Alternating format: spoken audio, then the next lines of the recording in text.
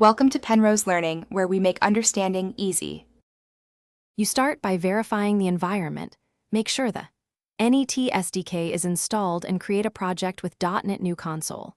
Once done, add a class file and decide whether methods will be static or instance. This choice affects how you call them. Next, define method signatures with return type, name, and parameters. Int add, int a, int b, for example, because clear signatures drive correct calls and compilation, so compile early to catch simple syntax or type errors. Once the signature exists, implement the body and validate inputs to prevent runtime errors.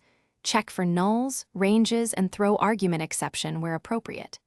Then call the method from main or other callers.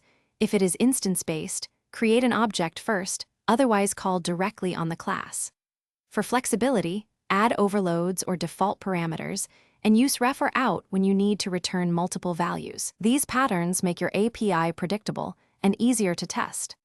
You finish by writing unit tests to assert expected outputs and edge behavior. Tests catch regressions early. Then refactor, extract private helper methods, reduce side effects, and improve naming so the code remains maintainable.